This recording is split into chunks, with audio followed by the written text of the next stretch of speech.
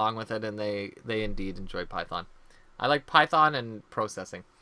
Anyways, listeners, folks, people, we were thinking about using a website called Patreon.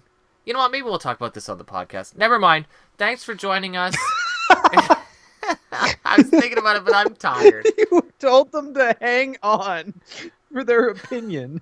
Well, No, maybe not. okay, you know what? Maybe I'll respect it. There's a website called Patreon where people can optionally, and I want to stress optionally, basically like chip in a donation for each time a podcast comes out. So, for instance, you could put in $1, and every time an episode of Cardboard of the Rings comes out, you would be debited $1. And that's to cover what we've calculated about, essentially like a $250 operating cost of the show, between the fact that we don't pay for a WordPress domain. It's actually cardboardoftherings.com, which I'm considering canceling because who cares? We never use that website. And the hosting, and then the other cost is the shipping of prizes. Most of the time now, it seems that we've got people who donate their prizes, but then we've got to pay for shipping.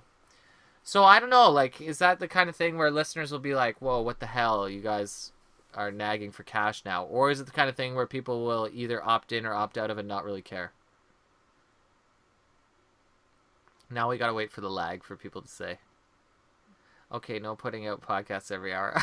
Dave G knows our game. Okay, you've agreed for $1 per podcast. Here's 27 of them in one day. I don't know. We're thinking about it. But for the amount of money it is, which is pretty low, we don't want to annoy people, but at the same time, would it be nice not to be out of pocket for that $250? For sure it would. It's fine with me. And you can always say it's fine, right? And then not plan to contribute. So that could be something. Anyways, you know what? Maybe we'll kind of flirt with the idea and see what people think. Okay, so people are saying go for it. Okay. Because I know I love this Magic the Gathering podcast. I might as well plug it. Called Limited Resources. And they recently went with it. And I was insta-pledge. Because they make my house cleaning an actual enjoyable option.